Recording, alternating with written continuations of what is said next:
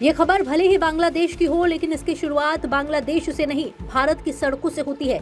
दिल्ली, भोपाल, हैदराबाद, सिलीगुड़ी, देश के अलग अलग हिस्सों में लोग सड़कों पर उतरे, गुस्से में हैं, सवाल पूछ रहे हैं। वजह बनी बांग्लादेश में एक हिंदू युवक दीपू चंद्र दास की बर्बर हत्या।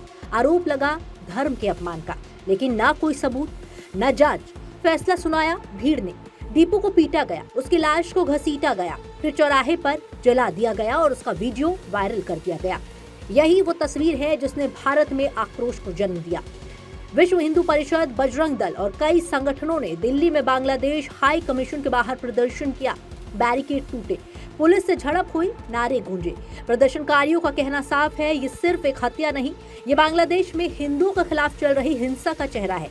सवाल यही है कि पड़ोसी देश में हिंदू होना कब से इतना बड़ा अपराध बन गया कि उसकी सजा मौत हो जाए। अब जरा उस रात पर लौटते हैं। 18 दिसंबर, बांग्लादेश का मेमन सिंह, 27 साल का दीपू चंद्र दास, अकेला, बेबस और भीड़ के सामने। आरोप वही, धर्म का अपमान। भीड़ ने लाठियों, घूसों और लातों से मार डाला। पुलिस नजर नहीं आई, कानून कहीं मौजूद नहीं, सरकार पूरी तरह गायब। और दीपू कोई इकलौता मामला नहीं है। बांग्लादेश में मंदिरों पर हमले हुए, हिंदुओं के घर जलाए गए, धमकियां दी गई, पत्रकारों के घर जलाए गए, अखबारों के दफ्तरों में तोड़फोड़ हुई। खुद बांग्लादेश के बड़े अखबार लिख रहे हैं कि अब वे प्रेस की आजादी नहीं, जिंदा रहने का हक मांग रहे हैं। जमात इस्लामी जैसे कट्टरपंथी संगठन खुलेआम धमकियां दे रहे हैं। ढाका से लेकर चटगांव तक डर का माहौल है। सवाल सीधा है, ये सब सरकार की नाक के नीचे हो रहा है या सरकार की सहमति से? और जब हिंदू हाथों में तख्तियां लेकर सड़कों पर उतरते हैं तो क्या वो अपराधी हैं या सिर्फ अपनी जान की भीख मांग रहे हैं?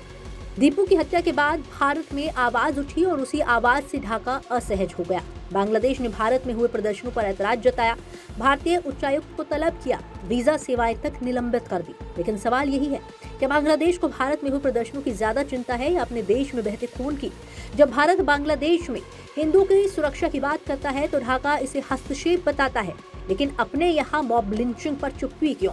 अब ये मामला सिर्फ भारत तक सीमित नहीं रहा। संयुक्त राष्ट्र महासचिव एंटोनियो गुटेरेस ने भी अल्पसंख्यकों की सुरक्षा पर चिंता जताई। रूस ने भी ढाका को संयम बरतने की सलाह दी। यानी दुनिया देख रही है, बांग्लादेश आज एक ऐसे मोड़ पर खड़ा है जहां उसकी सबसे बड़ी विफलता साफ दिखती है। कानून का कमजोर होना और कट्टरपंथ के सामने राज्य का झुक जाना। सवाल बांग्लादेश की सरकार से है, क्या वो अपने नागरिकों की जान बचा पाएगी? क्या हिंदू होना वहां अपराध बन चुका है? भारत प्रदर्शन करेगा, दुनिया बयान देगी, लेकिन असली जिम्मेदारी ढाका की है।